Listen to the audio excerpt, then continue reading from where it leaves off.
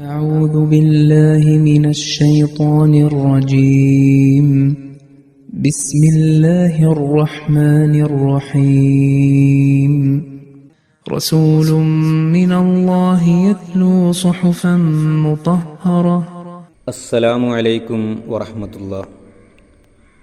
സൂറത്തുൽ ബയ്യിനയിലെ 3-ാമത്തെ വചനമാണ് നിങ്ങളിപ്പോൾ ശ്രവിച്ചത്. അർത്ഥം: അള്ളാഹുവിൽ നിന്നുള്ള ഒരു ദൂതൻ അദ്ദേഹം പവിത്രമായ ഏടുകൾ വായിച്ച് കേൾപ്പിക്കുന്നു. ഈ ആയത്തിന് ഖലീഫത്തുൽ മസീഹ് സാനി റളിയല്ലാഹു അൻഹു അദ്ദേഹത്തിൻ്റെ തഫ്സീർ കബീർ എന്ന ഗ്രന്ഥത്തിൽ നൽകിയ വിശദീകരണത്തിൻ്റെ വെളിച്ചത്തിൽ പറയുന്നു, ഇതിനു മുമ്പുള്ള ആയത്തിൽ പറഞ്ഞിരുന്നത് ഗ്രന്ഥാനുസാരികളിൽ നിന്നും ബഹുദൈവ വിശ്വാസികളിൽ നിന്നുമുള്ള സത്യനിഷേധികൾ തങ്ങൾക്ക് ബയ്യിന, അതായത് വ്യക്തമായ ഒന്ന് വന്നു കിട്ടുന്നതുവരെ അവരുടെ അവിശ്വാസത്തിൽ നിന്ന് വിരമിക്കുന്നവരായിരുന്നില്ല എന്നാണ്.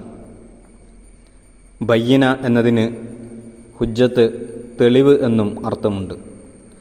ആ അർത്ഥത്തിൽ നോക്കുമ്പോൾ ഈ ആയത്തിൻ്റെ അർത്ഥം ഏതുവരെ അവർക്ക് തെളിവ് ലഭിക്കുന്നില്ലയോ അതുവരെ അവർ തങ്ങളുടെ അവിശ്വാസത്തിൽ നിന്ന് വിരമിക്കുന്നവരായിരുന്നില്ല എന്ന് വരുന്നതാണ്.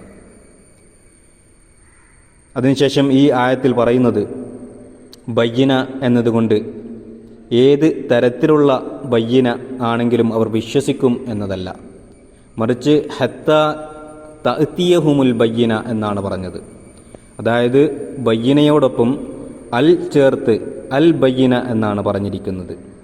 അതുകൊണ്ട് ഉദ്ദേശിക്കുന്നത് റസൂലും മിനല്ലാഹ്.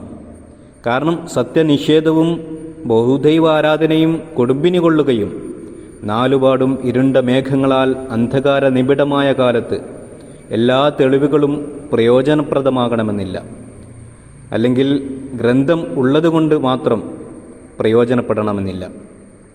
ഇന്നും ഹദ്റത്ത് മസീഹ് മൗഊദ് അലൈഹി സ്വലാത്തു വസ്സലാമിൻ്റെ വാദങ്ങൾ ജനങ്ങളുടെ മുമ്പാകെ കേൾപ്പിക്കുമ്പോൾ ചിലർ പറയാറുള്ളത്, ഞങ്ങൾക്ക് അദ്ദേഹത്തിൽ വിശ്വസിക്കേണ്ട യാതൊരു ആവശ്യവുമില്ല, ഞങ്ങളുടെ പക്കൽ വിശുദ്ധ ഖുർആനുണ്ട് എന്നാണ്. എന്നാൽ അള്ളാഹു പറയുന്നത് ആ ധാരണ തികച്ചും തെറ്റാണ് എന്നാണ്. കാരണം ഇത്തരം അന്ധകാര നിബിഡമായ സാഹചര്യത്തിൽ ഏതെങ്കിലും ഗ്രന്ഥം ഉള്ളതുകൊണ്ട് മാത്രം ഫലം ചെയ്യുകയില്ല, മറിച്ച് ബയ്യിന ആവശ്യമാണ്. ഇവിടെ ബയ്യിന എന്നതുകൊണ്ട് ഉദ്ദേശിക്കുന്നത് റസൂലും മിനല്ലാഹ് ആണ്. അതായത് അത്തരം സാഹചര്യത്തിൽ അള്ളാഹുവിൽ നിന്നും നിയുക്തനായ പ്രവാചകന് മാത്രമേ ജനങ്ങളെ സംസ്കരിക്കാൻ സാധിക്കുകയുള്ളൂ. അതായത് 4 ദിക്കിലും സത്യനിഷേധം പടർന്ന് പന്തലിക്കുകയും ജനങ്ങൾ ദൈവത്തെ പാടെ മറന്ന് അവനുമായുള്ള ബന്ധം വിച്ഛേദിച്ച് കഴിയുന്ന സാഹചര്യത്തിൽ ഗ്രന്ഥാനുസാരികളാണെങ്കിൽ കൂടി ഒരു ദൈവിക ഗ്രന്ഥവും തന്നെ ഫലം ചെയ്യുന്നതല്ല, മറിച്ച് അത്തരം സാഹചര്യത്തിൽ റസൂലും മിനല്ലാഹ് മാത്രമേ ഫലം ചെയ്യുകയുള്ളൂ. അതായത് അള്ളാഹുവിൻ്റെ ഭാഗത്തു നിന്നും നുബൂവത്തിൻ്റെയും റിസാലത്തിൻ്റെയും സ്ഥാനം കരസ്ഥമാക്കി തൻ്റെ പാവനമായ കഴിവുകളാൽ ജനഹൃദയങ്ങളെ ശുദ്ധീകരിക്കാൻ കഴിവുള്ള വ്യക്തികൾക്ക് മാത്രമേ ജനങ്ങളെ മോക്ഷത്തിലേക്ക് നയിക്കാൻ സാധിക്കുകയുള്ളൂ എന്നതാണ് ഇവിടെ പരാമർശിക്കുന്നത്. ഇവിടെ ബയ്യിന എന്ന പദം മാത്രമാണ് വന്നിരുന്നതെങ്കിൽ ജനങ്ങളുടെ ഇസ്ലാഹിന് ഗ്രന്ഥം തന്നെ മതിയായതാണ് എന്ന് ധരിക്കുമായിരുന്നു. എന്നാൽ ഇവിടെ അള്ളാഹു അഹിലെ കിതാബ് അഥവാ ഗ്രന്ഥാനുസാരികളെക്കുറിച്ച് പറഞ്ഞതിന് ശേഷം ബയ്യിനയെക്കുറിച്ച് പറഞ്ഞതിൽ നിന്നും മനസ്സിലാകുന്നത് അവരുടെ പക്കൽ ഗ്രന്ഥമുണ്ടായിരുന്നിട്ടും അവരെ സത്യനിഷേധത്തിൽ നിന്നും രക്ഷിക്കാൻ അതിന് സാധിച്ചില്ല. അതുകൊണ്ട് ജനങ്ങളുടെ സംസ്കരണത്തിന് ഏതെങ്കിലും ഗ്രന്ഥമുണ്ടായാൽ മതി എന്ന ധാരണ തികച്ചും തെറ്റാണ് എന്നാണ് വ്യക്തമാകുന്നത്. അതുപോലെ തന്നെ ഞങ്ങൾക്ക് വിശുദ്ധ ഖുർആൻ മാത്രം മതി, യാതൊരു ഹദീസിൻ്റെയും ആവശ്യമില്ല എന്ന് വാദിക്കുന്ന ചക്കടാവൽവിക്കാരുടെ വാദത്തെയും ഇവിടെ അള്ളാഹു ഗണ്ഡിച്ചിരിക്കുകയാണ്. അതുപോലെ തന്നെ നബി സല്ലല്ലാഹു അലൈഹി വസല്ലം വിശുദ്ധ ഖുർആനുമായി വന്നതിന് ശേഷം ഞങ്ങൾക്കൊരു പ്രവാചകൻ്റെയും ആവശ്യമില്ല എന്ന് പറയുന്ന വൈഗാമികളുടെയും വാദത്തെ ഇവിടെ ഗണ്ണിക്കപ്പെട്ടിരിക്കുന്നു. അള്ളാഹു ഈ ആയത്തിലൂടെ പറയുന്നത് ഇത്രയധികം കുഴപ്പങ്ങൾ വർദ്ധിച്ചിരിക്കുന്ന സാഹചര്യത്തിൽ റസൂലും മിനല്ലാഹ് എന്ന രൂപത്തിൽ പ്രകടമാകുന്ന തെളിവ് മാത്രമേ പ്രയോജനം ചെയ്യുകയുള്ളൂ എന്നതാണ്.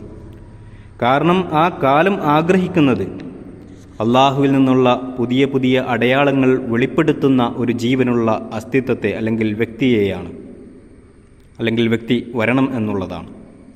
അദ്ദേഹം ദൈവാനുരക്തിയുടെ അഗ്നി ജനഹൃദയങ്ങളിൽ ജ്വലിപ്പിക്കുന്നവനും നമ്മുടെ ദൈവം മുമ്പ് എന്നും ജീവിച്ചിരിക്കുന്നത് പോലെ ഇന്നും ജീവിച്ചിരിക്കുന്നവനാണെന്നും പണ്ടെല്ലാം സംസാരിച്ചു കൊണ്ടിരുന്നത് പോലെ ഇന്നും സംസാരിക്കുന്നവനാണെന്നും മുമ്പ് തൻ്റെ പ്രിയപ്പെട്ടവർക്ക് വേണ്ടി അടയാളങ്ങൾ കാണിച്ചതുപോലെ ഇന്നും കാണിക്കാൻ കഴിവുള്ളവനാണെന്നും തെളിയിച്ചു കാട്ടുന്നവനായിരിക്കണം എന്നതാണ്. അപ്പോഴാണ് ഈ ജനഹൃദയങ്ങളിലുള്ള പൂട്ടുകൾ തുറക്കപ്പെടുകയും ആത്മീയ ജീവിതത്തിൻ്റെ അടയാളങ്ങൾ അവരിൽ പ്രകടമായി തുടങ്ങുകയും ചെയ്യുന്നത്. ബാക്കി ഇൻഷാ അല്ലാഹ് അടുത്ത ദർസിൽ പരാമർശിക്കുന്നതാണ്. വാഹിറു ദഅവാന അൽഹംദുലില്ലാഹി റബ്ബിൽ ആലമീൻ. ജസാക്കുമുല്ലാഹ്.